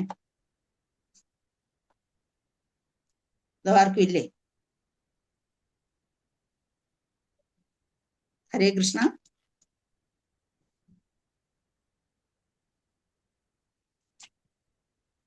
ഹരേ കൃഷ്ണ മാതാജി. ഹരേ കൃഷ്ണ. ഉണ്ടോ മാതാജിയുടെ? ഉണ്ട് മാതാജി. വിവർത്തനല്ലേ? വിവർത്തനവും ഭാവാർത്ഥവും അതിനെ വായിക്കും. ഹരേ കൃഷ്ണ. ഓം നമോ ഭഗവതേ വാസുദേവായ. വിവർത്തനം. ഇപ്പോൾ സാദിയായ അവൾ പരമദിവ്യോത്തമ പുരുഷനാൽ നിരാലംബയായി ഉപേക്ഷിക്കപ്പെട്ടിരിക്കയാൽ നയനങ്ങളിൽ അശ്രുബിന്ദുക്കളോടെ തന്റെ ഭാവിയെക്കുറിച്ചോർത്ത് ഉത്കണ്ഠാകുലയായി വിലപിക്കുന്നു. മാത്രവുമല്ല, ഭരണാധികാരിയായി നടിക്കുന്ന അഥവാ രാജാവായി കപടവേഷം ധരിച്ച ഒരു ശൂദ്രൻ അവളെ ഉപദ്രവിച്ച് ആനന്ദിക്കുകയും അവളെ ഭരിക്കുകയും ചെയ്യുന്നു. ഹരേ കൃഷ്ണ. ഭാവാർത്ഥം ബൈ ശ്രീല പ്രഭാതർ കി ജയ്. ക്ഷത്രിയനെ അഥവാ ക്ലേശം അനുഭവിക്കുന്നവരെ സംരക്ഷിക്കാൻ തക്ക യോഗ്യതയുള്ളവനെ രാജ്യഭരണത്തിന് നിർദ്ദേശിച്ചിരിക്കുന്നു. പരിശീലനം സിദ്ധിക്കാത്ത നിജകുല ജാതരെ അഥവാ ശൂദ്രരെ അല്ലെങ്കിൽ ക്ലേശിക്കുന്നവരെ സംരക്ഷിക്കാൻ ആഗ്രഹമില്ലാത്തവരെ ഭരണാധികാരിയുടെ അഥവാ രാജാവിന്റെ സിംഹാസനത്തിൽ ഉപവിഷ്ടരാക്കരുത്. നിർഭാഗ്യവശാൽ കലിയുഗത്തിൽ ശരിയായ ശിക്ഷണം സിദ്ധിക്കാത്ത നീചകുല ജാതർ, അതായത് ശൂദ്രർ, ഭൂരിപക്ഷ വോട്ടിന്റെ പിൻബലത്തിൽ ഭരണാധികാരിയുടെ പദവിയിൽ അവരോധിക്കപ്പെടുകയും അത്തരം വ്യക്തികൾ ക്ലേശിക്കുന്നവരെ സംരക്ഷിക്കുന്നതിനു പകരം ഏവർക്കും അസഹനീയമായ അവസ്ഥ സൃഷ്ടിക്കുകയും ചെയ്യുന്നു. അത്തരം ഭരണാധികാരികൾ പ്രജകളുടെ സുഖം വിലയായി നൽകി അവരുടെ സ്വന്തം ഇന്ദ്രിയപൂരണം നിയമവിരുദ്ധമായി നിർവഹിക്കുന്നു. ആകയാൽ സ്വപുത്രന്മാരുടെ, അതായത് മനുഷ്യരുടെയും മൃഗങ്ങളുടെയും പരിതാപകരമായ അവസ്ഥ കണ്ട് സാധിയായ ഭൂമിദേവി വിലപിക്കുന്നു. അധർമ്മം അത്യന്തം പ്രബലമായി മുൻകൈ ആർജിക്കുമ്പോൾ കലിയുഗത്തിന്റെ ഭാവി അപ്രകാരമായി. അധാർമിക പ്രവണതകളെ നിയന്ത്രിക്കാൻ അഥവാ നിരോധിക്കാൻ തക്ക കെൽപ്പുള്ള ഭരണാധികാരിയുടെ അഥവാ ഉത്തമ രാജാവിന്റെ അഭാവത്തിൽ ശ്രീമദ് ഭാഗവത പ്രബോധനങ്ങൾ ക്രമാനുഗതമായി അഭ്യസിപ്പിക്കുന്നതിലൂടെ അഴിമതി, കൊള്ള മുതലായവയാൽ സംജാതമാകുന്ന സങ്കീർണമായ അന്തരീക്ഷം പ്രകാശനമാക്കും. ഹരേ കൃഷ്ണ. ഹരേ കൃഷ്ണ മാതാജി. Thank you Mataji. ഹരേ കൃഷ്ണ. അപ്പൊ ഇവിടെ ഈ കലിയുഗം തുടങ്ങിയിട്ട് 5000 വർഷം കഴിഞ്ഞതേ ഉള്ളൂ, 1500 വർഷങ്ങളെ ആവുന്നുള്ളൂ. അപ്പൊ ഇവിടെ ഉണ്ടായിരിക്കുന്ന മാറ്റങ്ങൾ എന്തൊക്കെയാണ് എന്നതിനെ കുറിച്ചാണ് ഇവിടെ പറഞ്ഞിരിക്കുന്നത്. അപ്പം ഭാഗവതം പറയുന്നുണ്ട്, കലിയുഗം കുറച്ചുകൂടി പുരോഗതി പ്രാപിക്കുമ്പോൾ, മുന്നോട്ട് പോകുമ്പോൾ ഇവിടെ എന്തെല്ലാം സംഭവിക്കും, ഏത് രീതിയിലുള്ള ജീവിതമായിരിക്കും മനുഷ്യർ എങ്ങനെയായിരിക്കും ജീവിക്കാൻ പോകുന്നത് എന്നതിനെ കുറിച്ചൊക്കെ പറഞ്ഞിട്ടുണ്ട്. അപ്പൊ ഇപ്പോഴേ ശ്രീല പ്രഭുപാദര് ഈ കാലഘട്ടത്തെ കുറിച്ച് എഴുതിയിരിക്കുകയാണ്. വളരെ ഇതായിട്ട് ഇന്ന് നമ്മൾ കണ്ടുവരുന്ന എല്ലാ കാര്യങ്ങളും അധർമ്മം അത്യന്തം പ്രബലമായി മുൻകൈ ആർജിക്കുമ്പോൾ കലിയുഗത്തിന്റെ ഭാവി അത് അധർമ്മത്തിൽ തന്നെ അങ്ങ് നിലകൊള്ളും എന്ന് പറഞ്ഞിരിക്കുന്നു. അതുപോലെ അധാർമികമായ പ്രവണതകളെ നിയന്ത്രിക്കാൻ അല്ലെങ്കിൽ അതിനെ നിരോധിക്കാൻ കെൽപ്പുള്ള ഭരണാധികാരി ഉണ്ടാകണം. അങ്ങനെ ഒരു ഭരണാധികാരി ഇല്ലെങ്കിൽ ഇവിടുത്തെ ഭരണം വളരെയധികം മോശമായി തീരും. കാരണം ജനങ്ങൾക്ക് യാതൊരു വിലയുമില്ലാത്ത, ഇപ്പം നമ്മളെല്ലാം വോട്ട് ചെയ്യാൻ പോകുന്നു. വോട്ട് ചെയ്യുന്നതിന്റെ ഉദ്ദേശം എന്താണ്? നമുക്ക് ഭരണത്തിൽ അധികാരമുണ്ട് എന്ന് കാണിക്കുന്ന ഒന്നാണ് ഈ വോട്ട് ചെയ്യുന്നത് കൊണ്ട്. പക്ഷേ ആ വോട്ട് ചെയ്യുന്നത് കൊണ്ട് അതൊരു ഇന്നത്തെ കാലഘട്ടത്തിൽ അതിൽ ഭരണാധികാരികൾ ചെയ്യുന്ന അബദ്ധങ്ങളെല്ലാം തന്നെയും നമ്മൾ കണ്ടുകൊണ്ടും കേട്ടുകൊണ്ടും ഇരിക്കുന്നതാണ്. അപ്പൊ അതിനെക്കുറിച്ച് വ്യക്തമായിട്ട് ഓരോന്ന് നടക്കാൻ പോകുന്ന കാര്യങ്ങളും നടന്നിട്ടുള്ള കാര്യങ്ങളെ കുറിച്ചും നമ്മളിപ്പോ കണ്ടുകൊണ്ടിരിക്കുന്ന കാര്യങ്ങളെ കുറിച്ചുമാണ് ഇതിൽ പറഞ്ഞിരിക്കുന്നത്. അപ്പൊ ഒരു രാജാവ് അല്ലെങ്കിൽ ഭരണാധികാരി വേണ്ട വിധത്തിൽ ഭരിച്ചില്ല എങ്കിൽ നമ്മളെ ഒരുപാട് വളരെയധികം ജനങ്ങളുടെ ജീവിത രീതി തന്നെ വളരെ മോശമാകും. കുറച്ചു പേർക്ക് വലിയ നേട്ടം ഉണ്ടാകും, കുറച്ച് പണം കൊണ്ട് കുറച്ചു പേര് മൂടും. നമ്മൾ കാണുന്നതാണല്ലോ ഇന്നത്. അപ്പൊ നമുക്ക് എന്തെങ്കിലും ഇതിനെക്കുറിച്ച് തെറ്റായി പറയാൻ നമുക്കൊന്നുമില്ല. പണ്ട് ഇതിന്റെ വിതുര മൈത്രേയ സംവാദത്തിൽ നിന്നാണ് നമ്മൾ ഈ ഭാഗം എല്ലാം എടുത്തിരിക്കുന്നത്. മൈത്രേയ മഹർഷി വിതുരരോട് ഒരുപാട് കാര്യങ്ങൾ പറഞ്ഞു കൊടുക്കുന്നുണ്ട്. അപ്പൊ ധ്രുവൻ മഹാരാജാവിനെ കുറിച്ചും നിങ്ങൾക്കെല്ലാം അറിയാവുന്ന കഥയാണ്, ധ്രുവന്റെ ഉത്തമന്റെയും ഒക്കെ കഥ അല്ലെ. ധ്രുവ മഹാരാജാവിനെ കുറിച്ചും അതിനുശേഷം അദ്ദേഹത്തിന്റെ പിൻഗാമികളെ കുറിച്ചും ഒക്കെ പറഞ്ഞു കൊടുക്കുന്നു. അദ്ദേഹത്തിന്റെ പിൻഗാമികൾ എങ്ങനെയാണ് ഭരിച്ചിരുന്നത് എന്നത് പറഞ്ഞു കൊടുക്കുന്നു. അങ്ങനെ കുറെ രാജാക്കന്മാർ ഭരിക്കുന്നു. അതിനുശേഷം രാജാക്കന്മാർ എങ്ങനെ താഴേക്ക് വരുന്നു എന്നതിനെ കുറിച്ചാണ് ഒരു കഥ അവിടെ പറഞ്ഞു കൊടുക്കുന്നത്. അപ്പം അവിടെ നല്ല ഭരണമാണ്. 36,000 വർഷം ആര് ഭരിച്ചു? ധ്രുവ മഹാരാജാവ് ഭരിച്ചു. അപ്പൊ അത്രയും കാലം എത്രയോ നല്ല ഭരണം കാഴ്ചവെച്ചു. നമ്മുടെ യുധിഷ്ഠിര മഹാരാജാവിന് പക്ഷെങ്കില് 76 വർഷമേ ഭരിക്കാൻ പറ്റി. ഭഗവാൻ അതൊരു നല്ല ധർമ്മം നിറഞ്ഞ ഒരു ഭരണ സംവിധാനം കൊണ്ടുവരിക, അത് ആ യുധിഷ്ഠിരന്റെ കീഴിൽ പ്രബലമാക്കുക, ഇതാണ് ഭഗവാൻ ഉദ്ദേശിച്ചത്. അത്രയും വർഷം അദ്ദേഹം ഭരിച്ചു. അത് നല്ല ഭരണമാക്കി മാറ്റുകയും ചെയ്തു എന്നാണ് പറഞ്ഞിരിക്കുന്നത്. അപ്പൊ ഇവിടെ രാജ്യശ്രേയസിന് വേണ്ടി ആ കാലഘട്ടത്തില് അന്ന് രാജാക്കന്മാരൊക്കെ ഭരിച്ചു വന്നു. പക്ഷെ അവിടെ ഒരു അബദ്ധം പറ്റിയ കാര്യം ആ കഥയിൽ പറയുന്നുണ്ട്. അവിടെ വരുമ്പോഴേ അപ്പം ധ്രുവ മഹാരാജാവിന്റെ എല്ലാ പിൻഗാമികളും വളരെ പ്രബലരായിരുന്നു എങ്കിലും കുറച്ചു കഴിഞ്ഞ് വന്നപ്പോൾ ഒരു രാജാവ് ആ ഇത് വളരെ മോശമായ ഒരു രാജാവ് ഉണ്ടാകുന്നു, അദ്ദേഹത്തിന്റെ ഭരണ സംവിധാനം വളരെ മോശമാകുന്നു എന്നൊരു കഥ ഭാഗവത്തിൽ നമുക്ക് പറഞ്ഞു തരുന്നുണ്ട്. അപ്പൊ ഇത് യഥാർത്ഥത്തിൽ അംഗരാജാവ് ഉണ്ടായിരുന്നു. അംഗൻ എന്നും പറഞ്ഞൊരു രാജാവ് ഉണ്ടായിരുന്നു. വളരെ സത്യസന്ധനും വളരെ നല്ല രീതിയിൽ പ്രവർത്തിച്ചിരുന്ന ഒരു രാജാവുമായിരുന്നു അംഗരാജാവ്. വളരെ ഭക്തിയുള്ളവനായിരുന്നു, തെറ്റാതെ ജനങ്ങളെ നോക്കി നടത്തുന്നവനായിരുന്നു. പക്ഷേ കുറച്ച് അദ്ദേഹത്തിന് ഒരു സങ്കടം ഉണ്ടായി. അദ്ദേഹത്തിന് ഒരു പുത്രനില്ലാതെ വന്നു. അപ്പം അങ്ങനെ ഭഗവാന് തർപ്പണം ചെയ്ത് നോക്കി, കുറേ ആദ്യമേ യജ്ഞങ്ങളൊക്കെ നടത്തി നോക്കി. നല്ല നല്ല ബ്രാഹ്മണര് വന്നിട്ട് നല്ല രീതിയിലുള്ള യജ്ഞങ്ങൾ നടത്തി. പക്ഷെ അദ്ദേഹത്തിന് പുത്രന്മാരെ കിട്ടത്തക്ക രീതിയിലുള്ള ശുഭകരമായ ആ യജ്ഞാവസ്ഥ അവിടെ ഉണ്ടായില്ല. അപ്പൊ അവരെന്ത് ചെയ്തു? ബ്രാഹ്മണരും മുനിമാരും വിളിച്ചു പറഞ്ഞു, ഞങ്ങളെ അങ്ങ് ഏറ്റവും നല്ല ശുദ്ധി എന്താണ് ഒരു നല്ല വ്യക്തിയാണെന്ന് ഞങ്ങൾക്കറിയാം രാജാവ്. അതുപോലെ തന്നെ നല്ലതായിട്ട് തന്നെയാണ് ഞങ്ങൾ യജ്ഞം നടത്തിയത്. എന്നിട്ടും ഒരു പുത്രനെ ലഭിക്കാതെ വന്നത് ഒരു പക്ഷേ മുജ്ജന്മ പാപം കൊണ്ടാകാം. അതുകൊണ്ട് നമുക്ക് അതിനെ തർപ്പണം നടത്തി നോക്കാം. ഭഗവാന് വേണ്ടിയിട്ട് ചെയ്തു പോയ മഹാപരാധങ്ങൾക്ക് തർപ്പണം നടത്തി നോക്കാം എന്ന് പറഞ്ഞു. അപ്പൊ അങ്ങനെ വീണ്ടും വീണ്ടും മഹാരാജാവ് വളരെ നല്ല ആളായിരുന്നു അംഗരാജാവ്. അദ്ദേഹം എന്ത് ചെയ്തു? കരഞ്ഞ് ഭഗവാനോട് ഇങ്ങനെ പറഞ്ഞു, ഞാൻ ചെയ്തു പോയ മഹാപരാധങ്ങൾക്ക് എല്ലാം തെറ്റുകുറ്റങ്ങൾ മാറ്റിക്കൊണ്ട് ഞങ്ങൾ ഇങ്ങനെ നടന്നുകൊണ്ടേയിരിക്കുന്നു, തർപ്പണങ്ങൾ ഇങ്ങനെ നടന്നുകൊണ്ടേയിരിക്കുന്നു, രാജ്യത്തിന്റെ ശ്രേയസ്സിന് വേണ്ടി ഒരു കുട്ടിയെ തരണേ എന്ന് പ്രാർത്ഥിച്ചു. അങ്ങനെ പ്രാർത്ഥിച്ചുകൊണ്ടിരുന്ന അവസരത്തിൽ എന്തായാലും യജ്ഞാഗ്നിയിൽ നിന്ന് പായസവുമായി അഗ്നിദേവന്റെ പ്രതിനിധി വരികയും അത് കൊടുക്കുകയും ചെയ്തു. അങ്ങനെ അദ്ദേഹത്തിന്റെ രാജ്ഞി അത് കഴിക്കുകയും ഒരു കുട്ടി ഉണ്ടാകുകയും ചെയ്തു. പക്ഷേ ആ കുട്ടിക്ക് എന്ത് സംഭവിച്ചു? ഒന്നാമത് ആ കുട്ടിയുടെ അമ്മയുടെ സ്വഭാവം അത്ര നല്ലതായിരുന്നില്ല. അമ്മയുടെ അച്ഛന്റെയും സ്വഭാവം നല്ലതായിരുന്നില്ല. അങ്ങനെ വന്നപ്പോഴേ അത് ആ കുട്ടിയെ നല്ലതായി ബാധിച്ചിരുന്നു. അതുകൂടാതെ ഇദ്ദേഹത്തിന്റെ നമ്മുടെ പാപകർമ്മങ്ങൾ മാറ്റിയെടുക്കാൻ വലിയ പ്രയാസമാണ്. അതിന്റെ അംശവും ഈ കുട്ടിയെ ബാധിച്ചിരുന്നു. അങ്ങനെ ഈ കുട്ടി വളരെ വേനൻ എന്ന് പറയും. ഈ കുട്ടി സുനിത എന്നായിരുന്നു അമ്മയുടെ പേര്. അങ്ങനെ ഈ വേനൻ വളരെ മോശമായി വളർന്നു വരികയും വളരെ മോശമായപ്പോൾ രാജാവിന് വേദന കൊണ്ട് സഹിക്കാൻ വയ്യാതെ രാജാവ് ഒരു ദിവസം ഭാര്യയും മകനെയും ഉപേക്ഷിച്ചിട്ട് കൊട്ടാരം വിട്ടുപോയി. സമ്പൽസമൃദ്ധമായ രാജ്യമായിരുന്നു. ആ കൊട്ടാരം വിട്ടിട്ട് അദ്ദേഹം പോവുകയും ചെയ്തു.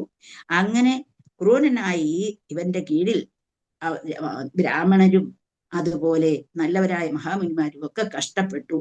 അവസാനം എന്ത് ചെയ്തു? ഇവനെ ആ ക്രൂരമായി മരണത്തിന് ഇടയാക്കുകയാണ് ചെയ്യുന്നത്. അങ്ങനെ ഈ വേനൻ ചെയ്യാത്ത അധർമ്മങ്ങൾ ഉണ്ടായിരുന്നില്ല. അത്രമാത്രം അധർമ്മങ്ങൾ ചെയ്ത ആളായിരുന്നു വേനൻ.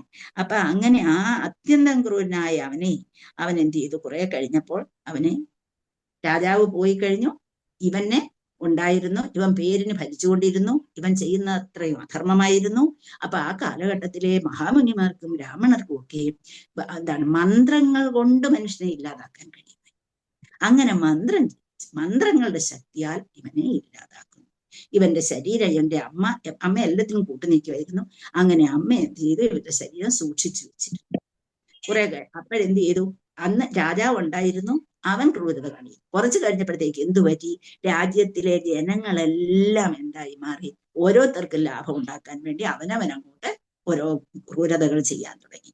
രാജാവ് ഉണ്ടായിരുന്നപ്പോൾ രാജാവിന്റെ ക്രൂരതയെ സഹിച്ചാൽ മതിയായിരുന്നു. ഇപ്പോഴോ എല്ലാവരും അത് തന്നെ. ആകപ്പാടെ ബഹളമായി രാജ്യത്തിൽ. അപ്പൊ എന്ത് ചെയ്തു? ഇനി എന്ത് ചെയ്യണമെന്ന് ഈ ബ്രാഹ്മണർ ആലോചിക്കുകയും അങ്ങനെ ബ്രാഹ്മണരെല്ലാവരും കൂടി ചേർന്നിട്ട് എന്ത് ചെയ്തു? എങ്ങനെയെങ്കിലും അന്നത്തെ മഹാമുനിമാരെല്ലാം ഉണ്ടായിരുന്നു. അന്ന് അവരെല്ലാം കൂടെ ചേർന്നിട്ട് എങ്ങനെയെങ്കിലും പരിഹാരം കാണണമെന്ന് അവർ കാണുകയും ശ്രമിക്കുകയും ചെയ്തു. അങ്ങനെ ശ്രമിച്ചപ്പോൾ അന്വേഷിച്ചപ്പോൾ ഇദ്ദേഹത്തിന്റെ ശരീരം സൂക്ഷിച്ചു വെച്ചിട്ടുണ്ട് എന്നറിഞ്ഞു. ആ ശരീരം രാജാവിന്റെ ശരീരത്തിൽ നിന്ന് തന്നെ എടുക്കണം. അങ്ങനെ രാജാവിന്റെ ശരീരം കൊണ്ടുവന്ന് അതിനെ കടഞ്ഞെടുത്തപ്പോൾ ഒരു വ്യക്തി ഉണ്ടായി. അപ്പൊ അങ്ങനെ ആ വ്യക്തി ഉണ്ടായപ്പോഴേ അവന് ഒരു വല്ലാത്ത ഒരു പ്രഭാവത്തോടു കൂടിയാണ് വന്നത്. ഒട്ടും തന്നെ നല്ലൊരു ഇതായിട്ട് വന്നില്ല. അദ്ദേഹത്തിൽ ഉണ്ടായിരുന്ന ആ ദുഷിച്ച സ്വഭാവ എല്ലാം കൂടി ചേർന്നിട്ട് എന്ത് ചെയ്തു? ബാഹുകൻ എന്നും പറഞ്ഞൊരു വ്യക്തി ഉണ്ടായി. ആ ബാഹുകന് ഉണ്ടായപ്പോൾ വളരെ കഠോരമായി കറുത്തിരുണ്ട ഒരു രൂപം, ഒരു സത്വം എന്ന് പറയും. അങ്ങനെ അത് ഉണ്ടാവുകയും അത് എന്ത് ചെയ്തു? വന്നിട്ട് ചോദിച്ചു, ഞാൻ എന്താണ് ചെയ്യേണ്ടത്? ഉടനെ പറഞ്ഞു, ഇവര് മഹാമുനിമാര് പറഞ്ഞു, നിഷാദ, നിഷാദ എന്ന് വെച്ചാൽ എന്താണ്? ഇരിക്കൂ എന്ന് പറഞ്ഞു. അപ്പൊ അങ്ങനെ അവന്റെ വംശത്തെ നിഷാദ വംശം എന്ന് പറഞ്ഞു. അവൻ അവിടെ നിന്ന് പോവുകയും ആ മലഞ്ചെരുവുകളിലും അതുപോലെ ആളുകൾ തിങ്ങിപ്പാർക്കാത്ത സ്ഥലങ്ങളിലും അവനെ നിയോഗിച്ചു. അങ്ങനെയാണ് നിഷാദന്മാരുണ്ടായതെന്നാണ് പറയുന്നത്. നിഷാദ കുലത്തിന്റെ പിതാവായിട്ട്. അത് കഴിഞ്ഞിട്ട് പിന്നീട് അവർ കാലുകൾ കടഞ്ഞെടുത്തു. അങ്ങനെ ആ കാലുകൾ കടഞ്ഞെടുത്തപ്പോൾ അതിമനോഹരിയായ ഒരു സ്ത്രീയും വളരെയധികം സൗന്ദര്യത്തോടു കൂടിയ ഒരു പുരുഷനും ഉണ്ടായി. ആ പുരുഷൻ നമ്മുടെ പരമദിവ്യോത്തമ പുരുഷനായ ഭഗവാന്റെ അവതാരവും ശ്രീ മഹാലക്ഷ്മിയുടെ അവതാരവുമായിരുന്നു. അങ്ങനെ അദ്ദേഹത്തെ പൃഥു എന്നും അവരെ അർച്ചി എന്നും അറിയപ്പെട്ടു. അങ്ങനെയാണ് അവരാണ് ഈ രാജ്യത്തെ പിന്നീട് എന്നുവെച്ചാൽ ഈ ലോകത്തെ പിന്നീട് എന്താക്കി മാറ്റിയത്? കൃഷിക്ക് ഉപയുക്തമാകത്തക്ക രീതിയിൽ രാജ്യത്തെ വളരെയധികം നല്ല നല്ല സുന്ദരമാക്കി മാറ്റുകയും വേണ്ട രീതിയിലുള്ള നല്ല ഭരണം കൊണ്ടുവരികയും ചെയ്തത്. നല്ല ഭരണം കൊണ്ടുവന്നു. പൃഥു മഹാരാജാവ് വളരെയധികം നല്ല ഭരണം കൊണ്ടുവരികയും ചെയ്തു. പൃഥു എന്ന വാക്കിന്റെ അർത്ഥം രാജാക്കന്മാരിൽ പ്രഥമൻ എന്നാണ്. അപ്പൊ അങ്ങനെ അവിടെ നല്ലൊരു ഭരണം കൊണ്ടുവരാൻ ഭഗവാൻ മുൻകൈ എടുത്തു എന്നുള്ളതാണ്. അങ്ങനെ ഭഗവാൻ തന്നെ അവിടെ രാജാധികാരനായി മാറുകയും ചെയ്തു. അപ്പം അത് കഴിഞ്ഞ ഭൂമി സർവ്വതിനെയും ഒളിപ്പിച്ചു വെച്ചു. ഈ വേനനെ ഭയന്നിട്ട് സർവ്വതിനെയും ഒളിപ്പിച്ചു വെച്ചിരുന്നു. അപ്പം പൃഥു പോയി ഭൂമിയോട് ആവശ്യപ്പെടുന്നു പൃഥുവൻ.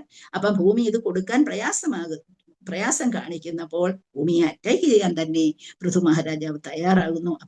ഭൂമി പറയും, അങ്ങ് ഇതെല്ലാം എടുത്തു. ഒരു ഗോരൂപം എടുത്ത് ഒരു കുട്ടിയും ഒരു പാൽ കറവക്കാരനെയും ഏർപ്പെടുത്തു. എന്നിൽ നിന്ന് വേണ്ടതെല്ലാം കറന്നെടുത്തുകൊള്ളൂ. എന്ന് വെച്ചാൽ ഭൂമിയിൽ ഇല്ലാത്ത വസ്തുക്കളൊന്നുമില്ല, ഭൂമിയിൽ നിന്നെല്ലാം കുറേശ്ശെയായി കറന്നെടുത്തുകൊള്ളൂ. വളരെ കാലമായി ഞാൻ ഇതിനെല്ലാം ഒളിപ്പിച്ചു വെച്ചിരിക്കുകയായിരുന്നു. കാരണം ദുഷ്ടനായ രാജാവിന്റെ കീഴിൽ ഇതൊക്കെ കൊടുത്തു കഴിഞ്ഞാൽ എല്ലാം നശിപ്പിച്ചു കളയും. അതുകൊണ്ട് ഞാൻ എല്ലാം ഒളിപ്പിച്ചു വെച്ചിരിക്കുകയായിരുന്നു. അങ്ങനെ എല്ലാം എന്റെ ഉള്ളിലുണ്ട്. അതിനെ എല്ലാം കറന്നെടുത്തുകൊള്ളൂ. കറന്നെടുത്തു വെച്ചാൽ അതിനെ എടുത്തുകൊള്ളൂ എന്നുള്ള ആഗ്രഹം കൊടുത്തു. അങ്ങനെ ഈ ഉപരിതലത്തെ നിരപ്പാക്കി ഭൂമിയെ വളരെ നല്ല നിലയിലാക്കി ആ ഭൂമിയുടെ സത്തയെല്ലാം കറന്നെടുത്തിട്ട് ആ എല്ലാവരും ചേർന്നിട്ട്, അത് നമ്മൾ ഭാഗവതം പഠിക്കുമ്പോൾ നിങ്ങളിത് പഠിക്കും. അങ്ങനെ ഭൂമി നല്ല രീതിയിൽ കൊണ്ടുവന്നു. അങ്ങനെ രാജാക്കന്മാരുടെ നല്ല ഇതും രാജാക്കന്മാരുടെ നല്ല സ്വഭാവവും അതുപോലെ രാജാക്കന്മാരുടെ ചീത്ത സ്വഭാവം അതിനനുസരിച്ചാണ് രാജ്യം നിലനിൽക്കുന്നത്. അങ്ങനെ ഭൂമിയെ ഈ രീതിയിലാക്കി മാറ്റിയത് പൃഥു മഹാരാജാവായിരുന്നു.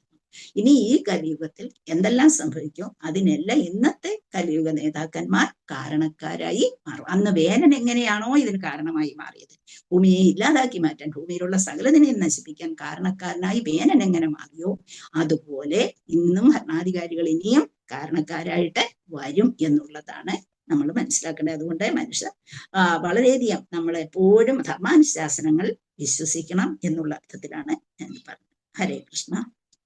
അപ്പം അഴിമതി, കോഴ, കൊള്ള മുതലായവ ഉണ്ടാകുന്ന ഒരു അന്തരീക്ഷം നമുക്കിവിടെ സൃഷ്ടിക്കപ്പെടാം എന്നാണ് പറഞ്ഞിരിക്കുന്നത്. ഹരേ കൃഷ്ണ. ഇന്നത്തെ കാലഘട്ടത്തിന്റെ പ്രത്യേകതയെ കുറിച്ച് പറഞ്ഞു. 28ാമത്തെ ശ്ലോകം നമുക്ക് നോക്കാം. ഇതി ധർമ്മം അഹിംസൈവ സാന്തയിത്വാ മഹാരഥ നിഷാദമാദതേ ഖഡ്ഗം കലയേ ധർമ്മഹേതവേ. ഇതി ധർമ്മം അഹിംസൈവ സാന്തയിത്വാ മഹാരഥ നിഷാദമാദതേ ഖഡ്ഗം കലയേ ധർമ്മഹേതവേ. നിങ്ങളെ ശ്ലോകം വായിച്ചില്ലല്ലോ. 26 26 വായിക്കൂ. ഹരേ കൃഷ്ണ.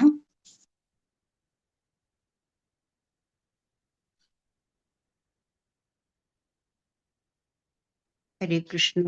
ഹരേ കൃഷ്ണ മാതാജി. ഹരേ കൃഷ്ണ. ഓം നമോ ഭഗവതേ വാസുദേവായ. ശ്ലോകം 28 മാതാജി.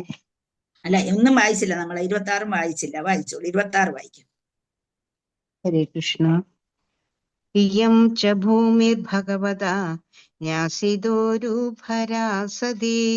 ശ്രീമദ്ഭിസ്തത്പദന്യാസൈ സർവദാ കൃതകൗതക. കൗതുക. ഹരേ കൃഷ്ണ. വേറെ ആർക്കെങ്കിലും വായിക്കണോ 27? അതോ മാതാജി തന്നെ വായിക്കണോ? ആരെങ്കിലും ഉണ്ടോ?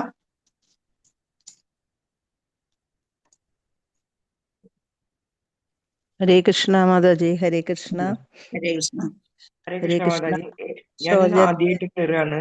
ഏതാണ് അധ്യായം മാതാജി? അത് 17ആണ്. അധ്യായം 17 26 ശ്ലോകമാണ് ഇപ്പൊ മാതായി വായിച്ചത്. 26. 27 വായിക്കൂ.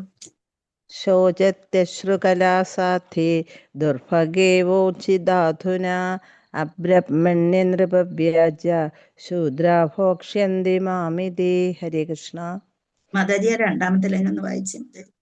പുസ്തകത്തിലെ അബ്രഹ്മണ്യ അല്ല, സെക്കൻഡ് ലൈൻ.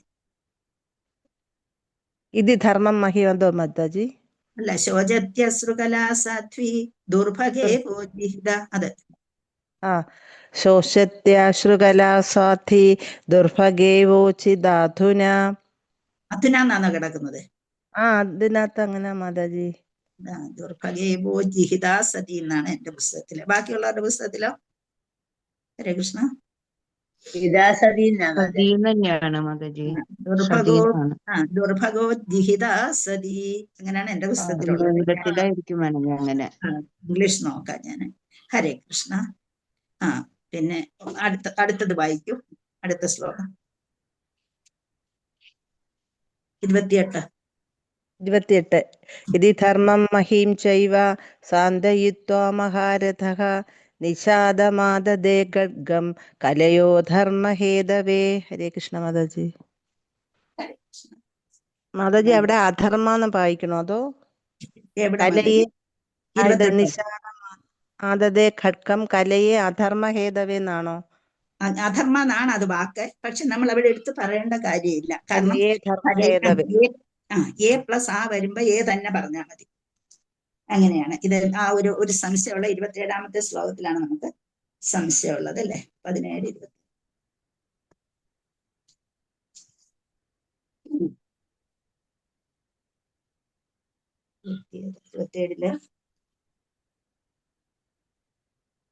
27 സതി തന്നെ ഇംഗ്ലീഷില്.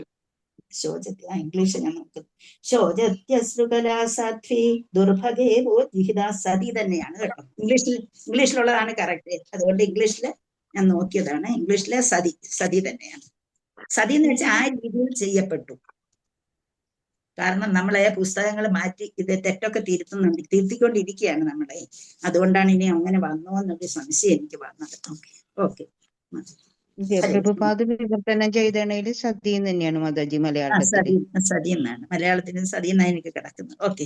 അപ്പൊ അത് നമ്മള് മാതാജി ഇപ്പൊ ചോദിച്ചത് കലയേ ധർമ്മഹേതവേ എന്നുള്ള കലയെ അധർമ്മഹേതവേ എന്നാണ് വാക്ക് അവിടെ. പക്ഷേ കലയെ എ പ്ലസ് ആ വരുമ്പോ ആ കലയേ ധർമ്മ അല്ലെങ്കിൽ ഡബിൾ ആയി പോകും. വീണ്ടും നമ്മൾ അവിടെ ഉച്ചരിച്ചാല് എന്ത് സംഭവിക്കും? ഡബിൾ ലെറ്റേഴ്സ് വരും. അതുകൊണ്ടാണ് കലയെ ധർമ്മഹേതവേ. അത് പറയുമ്പോൾ നമ്മൾ മനസ്സിലാക്കിക്കോണം കലയെ അധർമ്മഹേതവേ എന്നാണെന്നുള്ളത് നമുക്ക് മനസ്സിലാക്കാം. ഹരേ കൃഷ്ണ. ഇപ്പൊ ആരാണ് ഇന്ന് പുതുതായിട്ട് വന്നെന്ന് പറഞ്ഞ ആൾ ആരാണ്? ഹരേ കൃഷ്ണ. പേരെന്തുവാ? ഹരേ കൃഷ്ണ എന്ന് പറയൂ. കൃഷ്ണ മാതാജി ഞാനാണോ? മാതാജിയാണോ പറഞ്ഞത് ഇന്ന് ആദ്യമായിട്ട് വന്നതെന്ന്? അതെ മാതാജി, ഇന്നലെ ജോയിൻ ചെയ്തായിരുന്നു മാതാജി. ഇന്നലെ ജോയിൻ ചെയ്തതാണ്. ഓക്കെ. നമ്മൾ കുറച്ച് ഭാഗവതം പഠിച്ചു കഴിഞ്ഞു. നമ്മള് കലിയുഗത്തെ കുറിച്ചാണ് ഇവിടെ പറഞ്ഞുകൊണ്ടിരിക്കുന്നത് ഇതിനകത്ത്. ഓക്കെ. ഹരേ കൃഷ്ണ. മാതാജിയുടെ പേരെന്താ? ജയശ്രീ മാതാജി. ഓക്കെ മാതാജി. ഹരേ കൃഷ്ണ. ഇതി ധർമ്മം മഹിം ചൈവ സാന്തയിത്വാ മഹാരഥഃ നിഷാദമാദദേ ഖഡ്ഗം കലയേ ധർമ്മഹേതവേ. ഇതി എന്ന് പറഞ്ഞാൽ ഇപ്രകാരം ഈ രീതിയിൽ ധർമ്മം, ധർമ്മ വ്യക്തിത്വം, ധർമ്മപുരുഷനാണല്ലോ അവിടെ നിൽക്കുന്നത്. മഹിം എന്ന് പറഞ്ഞാൽ എല്ലാവർക്കും അറിയാം ഭൂമി. ഏവ എന്ന് പറഞ്ഞാൽ അതേപോലെ സാന്തയിത്വ സാന്ത്വനിപ്പിച്ച ശേഷം മഹാരഥഃ ആയിരക്കണക്കിന് ശത്രുക്കളോടെ മഹാരഥി മഹാരഥൻ എന്നൊക്കെ നമുക്ക് അറിയാവുന്നതാണ്. മലയാളത്തിലും പറയും അല്ലേ? ശത്രുക്കളോട് ഒന്നിച്ചു നിന്ന് പോരാടാൻ കഴിവുള്ളവൻ. നിഷാദം, നമ്മൾ മുമ്പേ നിഷാദൻ എന്ന് ഞാൻ പറഞ്ഞു. നിഷാദൻ എന്ന് വെച്ചാൽ കാട്ടാളൻ എന്നുള്ള അർത്ഥം. ഇത് നിഷാദം, മൂർച്ചയേറിയ. ആദതേ കയ്യിലെടുത്തു. എന്ത് കയ്യിലെടുത്തു? ഖഡ്ഗം. ആദതി ഖഡ്ഗം, വാള് കയ്യിലെടുത്തു. കലയെ, എന്തിനാണത്? കലിസത്വത്തെ, എന്ത്? കലയെ ധർമ്മഹേതവേ, കലിയെ വധിക്കാനായി. എന്താണ് അവന്റെ, എന്തിനു വധിക്കണം? ചുമ്മാതങ്ങ് വധിക്കുകയല്ല, അധർമ്മഹേതവേ, അധർമ്മം കാരണം. എന്റെ വിവർത്തനം ഒന്ന് വായിച്ചോളൂ. ഹരേ കൃഷ്ണ. ഹരേ കൃഷ്ണ. വിവർത്തനം. ഓം നമോ ഭഗവതേ വാസുദേവായ. 1000 ശത്രുക്കളോട് ഏകനായി യുദ്ധം ചെയ്യാൻ കഴിവുള്ള പരീക്ഷിത്ത് മഹാരാജാവ് അപ്രകാരം വ്യക്തിത്വത്തെയും ധർമ്മരാജാവിനെയും ഭൂമിദേവിയെയും സാന്ത്വനിപ്പിച്ചു. പിന്നീട് സർവ അധർമ്മങ്ങൾക്കും കാരണകാരനായ കലിസത്വത്തെ ഹനിക്കാൻ അദ്ദേഹം തന്റെ മൂർച്ചയേറിയ ഖഡ്ഗം കയ്യിലെടുത്തു. ഹരേ കൃഷ്ണ. ഹരേ കൃഷ്ണ. ഹരേ കൃഷ്ണ. അപ്പൊ എന്താണ് ചെയ്യുന്നത്? അപ്പൊ അദ്ദേഹത്തിന്റെ പരീക്ഷിത്ത് മഹാരാജാവിന്റെ ഗുണത്തെക്കുറിച്ച് ഇവിടെ പറഞ്ഞിരിക്കുന്നത്. എത്ര ശത്രുക്കളോട് വേണമെങ്കിലും ഏകനായി യുദ്ധം ചെയ്യാൻ കഴിവുള്ളവനായിരുന്നു പരീക്ഷിത്ത് മഹാരാജാവ്. അപ്പൊ ധർമ്മപുരുഷനെയും ഭൂമിദേവിയോടെയും സമാധാനം പറഞ്ഞു. അവര് പറഞ്ഞ കാര്യങ്ങളെല്ലാം ശരിയാണെന്ന് അദ്ദേഹം മനസ്സിലാക്കി. പക്ഷെ അവരാരെയും കുറ്റപ്പെടുത്തിയില്ല. കാരണം അവർ ഒരുത്തരെ പോലും കുറ്റപ്പെടുത്തി സംസാരിച്ചില്ല. അവർ യഥാർത്ഥ കാര്യങ്ങളാണ് തുറന്ന് പറഞ്ഞത്. അങ്ങനെ ഭൂമിദേവിയെ അവര് സാന്ത്വനിപ്പിക്കുന്നു, ധർമ്മപുരുഷനെയും സാന്ത്വനിപ്പിക്കുന്നു. പിന്നീട് അധർമ്മത്തിന് കാരണമായ വ്യക്തിയെ വധിക്കാനായിട്ട് അദ്ദേഹത്തിന്റെ മൂർച്ചയേറിയ ഖഡ്ഗം കയ്യിലെടുത്തു എന്നാണ് ഇവിടെ പറഞ്ഞിരിക്കുന്നത്. അപ്പം യഥാർത്ഥത്തിൽ ശ്രീല പ്രഭുപാദര് ഒരുപാട് കാര്യങ്ങൾ പറഞ്ഞിട്ടുണ്ട്. അപ്പം നമ്മുടെ ധർമ്മശാസ്ത്രങ്ങൾ പറഞ്ഞിരിക്കുന്നത് അഖില പാപകർമ്മങ്ങളും ഈ കലികാലത്ത് ഉണ്ടാകുമെന്നാണ്. കലികാലത്തിൽ പാപകർമ്മങ്ങളായിരിക്കും കൂടുതൽ ചെയ്യുക. അപ്പം കലിയുടെ പ്രവൃത്തികൾ അങ്ങനെയാണ് എന്ന് നമുക്ക് മനസ്സിലാക്കാൻ കഴിയും. അപ്പൊ എല്ലാത്തിനും ഉണ്ട്. എല്ലാ നല്ല കാലത്തിനും ഒരു ചീത്തകാലം വരുമെന്ന് പറയുന്നത് പോലെ എല്ലാം ഉണ്ട്. പക്ഷെ അതിനെ വിജയിപ്പിക്കാൻ നമുക്ക് കലികാലത്തിൽ ഇങ്ങനെയൊക്കെ ആണെങ്കിലും അതിൽ നിന്ന് രക്ഷപ്പെടാൻ നമുക്ക് കഴിയും എന്നുള്ളതാണ്. കഷ്ടതയെ നിന്ന് രക്ഷപ്പെട്ടു വരുമ്പോൾ അതിന് ഏറെ തിളക്കം ഉണ്ടാകും, അല്ലേ? അപ്പൊ എങ്ങനെ നമുക്ക് കഴിയും? ആർക്ക് പറയാം? ഏത് രീതിയിൽ നമുക്ക് കഴിയും? ഇങ്ങനെയുള്ള പ്രവൃത്തികളിൽ നിന്നൊക്കെ രക്ഷ നേടാൻ എന്തുകൊണ്ട് കഴിയും? ഏതാണ് അതിന് പ്രധാനമായിട്ടുള്ളത്? ഹരേ കൃഷ്ണ മഹാമന്ത്രജപം.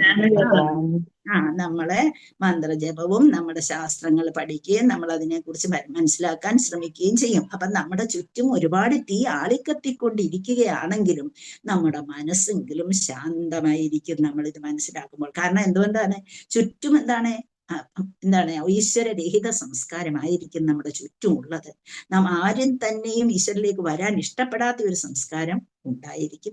എന്നിരുന്നാൽ തന്നെ നമ്മൾക്ക് നമ്മുടേതായ കാര്യങ്ങൾ മനസ്സിലാക്കാൻ, ഭഗവാനെ കുറിച്ച് മനസ്സിലാക്കാൻ കഴിയുമ്പോൾ നമ്മുടെ മനസ്സിന് ശാന്തത കൈവരും. നമുക്ക് അത് അത്യാഗ്രഹമോ അസൂയയോ കലഹ സ്വഭാവമോ ഒന്നും നമുക്ക് ഉണ്ടാകാതെ നമ്മൾക്ക് നിലപാടെടുക്കാൻ കഴിയും. നമ്മൾക്ക് നിന്ന് പിഴയ്ക്കാൻ കഴിയും. എന്ന് വെച്ചാൽ എന്തായാലും പ്രശ്നങ്ങൾ ഉണ്ട് കലിയുഗത്തിലെന്ന് നമുക്കറിയാം. ആ കലിയുഗത്തിലെ പ്രശ്നങ്ങളെ നമുക്ക് ഒറ്റയ്ക്ക് പോരാടി വരാൻ കഴിയുകയില്ല. ഭരണാധികൾ ദുഷ്പ്രവർത്തികൾ ചെയ്യും എന്നും നമുക്കറിയാം. അപ്പോഴേ അതിനെ വിജയിച്ചു കൊണ്ടുപോകാൻ നമുക്ക് ഒരാൾക്കോ രണ്ടുപേർക്കോ കഴിയില്ല. പക്ഷെ നമ്മളെ ഓരോരുത്തരുടെയും മനസ്സിനെ ശാന്തമാക്കാൻ നമുക്ക് കഴിയും. അപ്പൊ നല്ല ഒരു ഭരണാധികാരി വന്നെങ്കിൽ മാത്രമേ ഈ കാലഘട്ടത്തിൽ അല്പമെങ്കിലും നല്ല ഒരു ജീവിതം കാഴ്ചവെക്കാൻ കഴിയുള്ളൂ എന്നാണ് പറഞ്ഞിരിക്കുന്നത്. അപ്പൊ കലിയുഗത്തിന്റെ പ്രത്യാഘാതങ്ങൾക്ക് കർക്കശരായി തീരണം ആര്? ഭരണാധികാരികൾ. അത് വേണ്ട രീതിയിൽ മനുഷ്യർക്ക് വേണ്ടി പോരാടാനും കഴിഞ്ഞിരിക്കണം. അപ്പൊ കലിയാൽ പ്രഭാവിതരായ വ്യക്തികളുടെ പ്രവർത്തനങ്ങൾക്കെതിരായി എല്ലാ ഉചിതമായ നടപടികളും എടുക്കേണ്ടത് ഭരണത്തലവന്മാരാണ് എന്ന് പറഞ്ഞു. നമ്മൾ കലിയുടെ പ്രവർത്തനം കൊണ്ട് വളരെയധികം കഷ്ടപ്പെട്ട ആൾക്കാരെ കുറിച്ചൊക്കെ പഠിച്ചിട്ടുണ്ട്. ആർക്കെങ്കിലും ഓർമ്മയുണ്ടോ? കേട്ടിട്ടുണ്ട് നമ്മൾ എന്തൊക്കെയാണ്? നമ്മൾ ഏതെങ്കിലും കഥകൾ അതിൽ ആരെങ്കിലും കേട്ടിട്ടുള്ളതായിട്ട് അറിയാമോ? കലി കയറി സർവ്വതും ഉപേക്ഷിച്ച നല്ല പറഞ്ഞ ഒരു കർത്താവുണ്ട്. നമ്മളിപ്പോ പരീക്ഷിത്ത് മഹാരാജാവിനെ കുറിച്ചാണ് പഠിച്ചുകൊണ്ടിരിക്കുന്നത്. അദ്ദേഹത്തെ ഒന്നിനും ബാധിക്കാൻ പറ്റത്തില്ല. കാരണം അദ്ദേഹം അത്രമാത്രം ഉന്നതമായ വ്യക്തിത്വമായിരുന്നു. പക്ഷെ അദ്ദേഹത്തിന് പോലും എന്ത് സംഭവിച്ചു? കരിപ്രഭാവം കൊണ്ട് അദ്ദേഹത്തിന്റെ മനസ്സിനും മാറ്റം ഉണ്ടായി എന്ന് നമുക്കറിയാം. എങ്ങനെ മാറ്റം ഉണ്ടായി? ഭാഗവത ശ്രവണത്തിലൂടെ.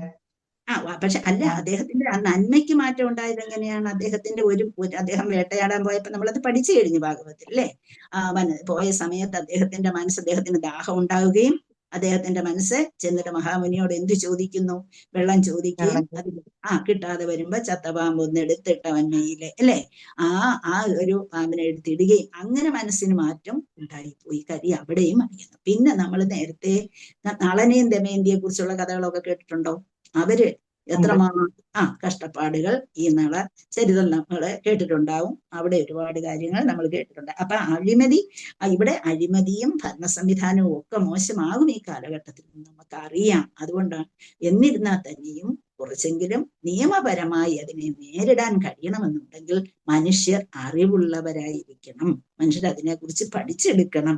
അപ്പൊ അംഗീകൃതവും ആധികാരികവുമായ ശാസ്ത്രങ്ങളുടെ വീക്ഷണകോണിൽ നിന്നുകൊണ്ട് അഴിമതിക്ക് കാരണക്കാരായ വ്യക്തികളെ അങ്ങനെ ഇവിടെ പരീക്ഷിത്ത് മഹാരാജാവ് എന്ത് ചെയ്തോ? മൂർച്ചയേറിയ വാൾ കയ്യിലേന്തി ഇവരെ വധിക്കാൻ തയ്യാറായതുപോലെ, കലിയെ വധിക്കാൻ തയ്യാറായതുപോലെ ഇവിടെ ഉണ്ടാകുന്ന പ്രശ്നങ്ങളെ മാറ്റിമറിക്കാൻ കഴിവുള്ള ഒരു ഭരണാധികാരിയായിരിക്കണം കലിയുഗത്തിൽ ഉണ്ടായിരിക്കേണ്ടതെന്നാണ് ഇവിടെ പറഞ്ഞിരിക്കുന്നത്.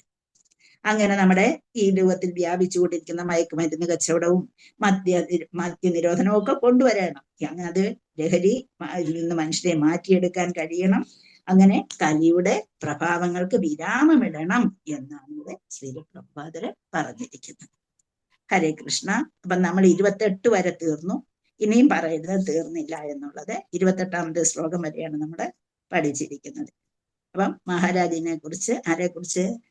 പരീക്ഷിത്ത് മഹാരാജാവ് എപ്രകാരമാണ് കലിയെ ഇല്ലാതാക്കാൻ ശ്രമിച്ചത് എന്നുള്ളതാണ് ഇവിടെ പറഞ്ഞിരിക്കുന്നത്. അങ്ങനെ നമ്മൾ ഇക്കാലഘട്ടത്തിലുള്ള ഭരണാധികാരിമാർ അങ്ങനെ ആയാലേ ജീവിക്കുന്നതിന് മനുഷ്യർക്ക് സ്വാതന്ത്ര്യം ഉണ്ടാകുകയും.